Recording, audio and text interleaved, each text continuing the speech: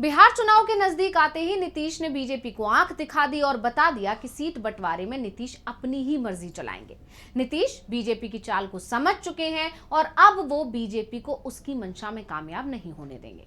अभी हाल ही में बिहार के बक्सर दौरे पर पहुंचे मुख्यमंत्री ने कुछ ऐसा किया जिसके बाद से एनडीए के अंदर और खासकर बीजेपी और जेडीयू के बीच की खींचतान खुलकर सामने आ गई है।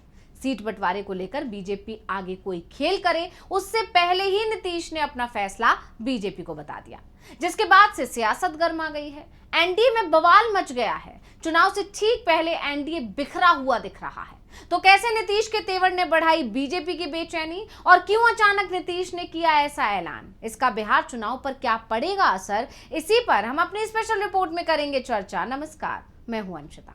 अक्सर देखा गया है कि नीतीश कुमार अपने एक्शन से बता देते हैं कि उनके मन में चल क्या रहा है। बीजेपी के साथ सहजता के साथ सरकार चलाने वाले नीतीश कुमार कुछ ना कुछ ऐसा कर ही जाते हैं कि बीजेपी असहज हो जाती है, बीजेपी टेंशन में आ जाती है। और इस बार उन्होंने गठबंधन के सहयोगियों के राय मशवरे के बिना ही ऐसा काम कर दिया है कि विपक्ष इस गठबंधन पर ही सवाल उठाने लगा है और बीजेपी को इसका जवाब देते भी नहीं बन पा रहा है। बल्कि खुद बीजेपी हैरान है कि नीतीश ने अचानक ऐसा क्यों किया। नीतीश के मन में आखिर चल क्या रहा है। दरअसल ये सवाल तब उठने लगे जब नीतीश कुमार ने अचानक ही अपने पहले उम्मीदवार के नाम का ऐलान कर दिया। आपको बता दें कि नीतीश कुमार ने बक्सर की राजपुर सुरक्षित सीट से पूर्व मंत्री संतोष निराला के नाम का ऐलान कर दिया है। मुख्यमंत्री ने निराला की ओर इशारा करते हुए कहा, हम बहुत मेहनत कर रहे हैं और विकास के कई मुकाम हासिल किए हैं। ये लोगों का काम है कि वो हमारा समर्थन करें और निराला को यहाँ से जिताएं। क्या कुछ बोले नीतीश, सुनिए। ये करने वाले हम ही लोग हैं, आपस में मिल करके जो काम कर रहे हैं। तो अब चुनाव कुछ ही दिन में होने वाला है, तो ध्यान दीजिएगा। ये वो जो मंत्री अरे कैसे आप जिताइएगा नहीं, फिर जिताइएगा ना।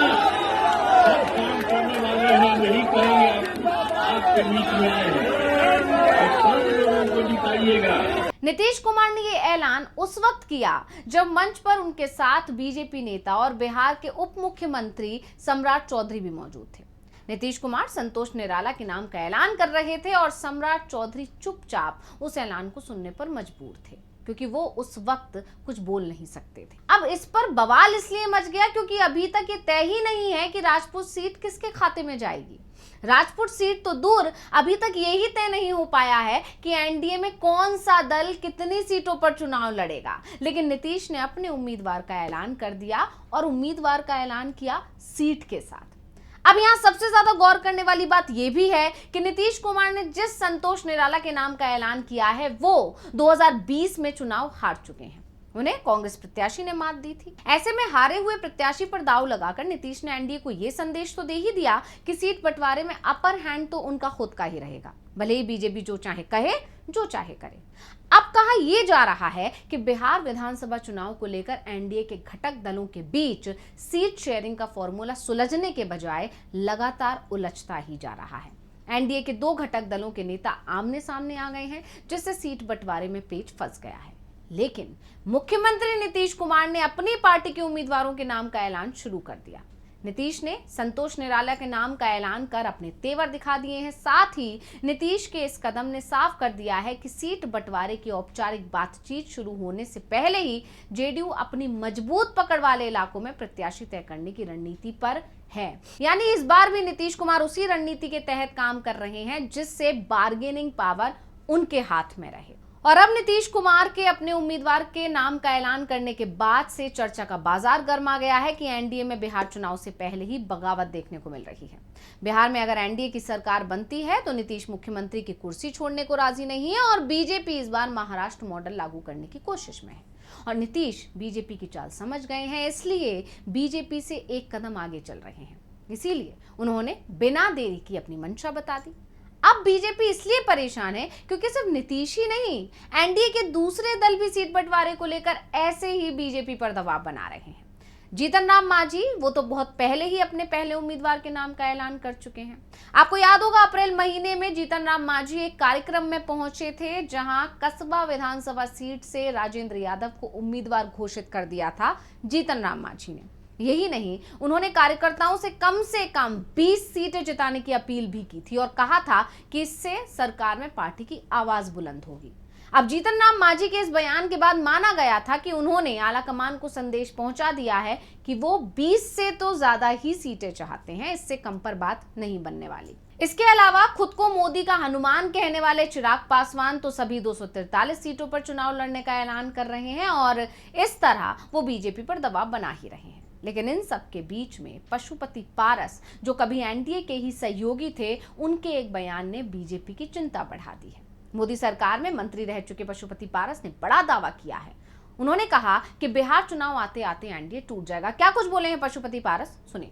मुझको तो लगता है कि चुनाव आते आते एनडीए गठबंधन बिखर जाएगा, टूट फूट जाएगा, सही नहीं रहेगा। महागठबंधन ने इतनी बड़ी यात्रा की, वोटर अधिकार यात्रा किया, राहुल गांधी भी उसमें मौजूद हुए, उसमें भी पशुपति पारस जी और आपकी पार्टी की सक्रियता नहीं दिखी। नहीं, उस समय हम उस महागठबंधन के विधिवत सहयोगी दल नहीं थे। अब हम महागठबंधन के विधिवत सहयोगी दल हुए हैं। अब जो भविष्य में जो कार्यक्रम होगा महागठबंधन के द्वारा, उसमें निश्चित रूप से हमारी पार्टी की भागीदारी रहेगी। अब जानकारों का कहना है कि पशुपति पारस का इशारा अपने भतीजे चिराग पासवान की तरफ है, जिनकी इंडिया गठबंधन में आने की हलचल तेज है, क्योंकि पिछले दिनों चिराग पासवान के बयान भी इसी तरफ इशारा कर रहे थे कि वो महागठबंधन में जा सकते हैं। तेजस्वी यादव से मुलाकात करना, इसके अलावा नीतीश कुमार पर हमलावर होना, साथ ही 243 सीटों पर बार बार चुनाव लड़ने का ऐलान करना, ये बताता है कि चिराग पासवान के मन में भी कुछ चल रहा है। अब बात करें बिहार विधानसभा की, तो यहाँ पर कुल 243 सीटें हैं। एनडीए में अभी तक जेडीयू और बीजेपी के अलावा चिराग पासवान, जीतन राम मांझी और उपेंद्र कुशवाहा की पार्टी शामिल है, लेकिन जेडीयू बड़े भाई की भूमिका में रहना चाहता है। 2020 में जेडीयू और भाजपा ने 115 और 110 सीटों पर चुनाव लड़ा था। आपको बता दें कि सीटों का बंटवारा हुआ था, जिसके बाद जेडीयू ने अपने खाते में से जीतन राम मांझी के नेतृत्व वाले हिंदुस्तानी आवाम मोर्चा को 7 सीटें दी थी, जिसके बाद 115 सीटें नीतीश के पास रह गई थी, जबकि भाजपा ने अपने कोटे से मुकेश सहनी की विकासशील इंसान पार्टी को 11 सीटें दी थी। जिसके बाद बीजेपी के पास 110 सीटें रह गई थी। उस समय एकजुट लोक जनशक्ति पार्टी यानी लोजपा ने अकेले चुनाव लड़ा था और भाजपा की 74 सीटों के मुकाबले जेडीयू केवल 43 सीटें ही जीत पाई थी। बावजूद इसके जेडीयू इस बार संकेत दे रहा है कि वो 2020 के सीट बंटवारे के फॉर्मूले पर कायम रहना चाहती है और आगामी चुनावों में अपने सहयोगी से ज्यादा सीटों पर चुनाव लड़ना चाहती है। ऐसे में कहा जा सकता है कि सीट शेयरिंग को लेकर एनडीए के घटक दल आमने सामने हैं, जिसमें सबसे तेज जेडीयू दिखाई दे रही है, क्योंकि जेडीयू ने सीटों को लेकर 2 तरह की श्रेणी बनाई है। पहली श्रेणी वो है जहां सीट के साथ साथ प्रत्याशी का नाम भी तय है। वहीं दूसरी श्रेणी वो है जहां सीट तो तय है पर प्रत्याशी के नाम पर थोड़ी कशमकश वाली स्थिति है। जेडीयू ने अपने लिए लगभग तय सीटों पर 2020 के चुनाव में दूसरे नंबर पर रहे प्रत्याशियों को मौका देने का प्लान बनाया है, जिसके तहत ही राजपुर सीट से संतोष निराला को टिकट दिया गया है और इस तरह सीट पर मोहर और प्रत्याशी भी तय श्रेणी वाले विधानसभा क्षेत्रों की संख्या 1 दर्जन से ऊपर है। जेडीयू 2020 में अपने कोटे वाली जो सीटें जीत नहीं सकी थी, उन सीटों को भी अपने खाते में मानकर तैयारी शुरू कर चुकी है। वहीं आगामी बिहार विधानसभा चुनाव के लिए एनडीए सहयोगियों के साथ सीट बंटवारे की बातचीत से पहले ही जेडीयू ने खुद को मजबूत करने के लिए अपना पासा फेंक दिया है और इसीलिए कहा जा रहा है कि नीतीश कुमार चुनाव आते आते बीजेपी को आंख दिखाने लग गए हैं और इस रणनीति के तहत काम कर रहे हैं, जिससे बिहार में एक बार फिर बार्गेनिंग पावर नीतीश के पास रहे। जिधर वो जाएं सरकार उसी की बने। तो स्पेशल रिपोर्ट आपको कैसी लगी हमें कमेंट करके अपनी राय जरूर दीजिएगा। इसी के साथ मुझे दीजिए इजाजत। देखते रहिए डीवी लाइव। नमस्कार।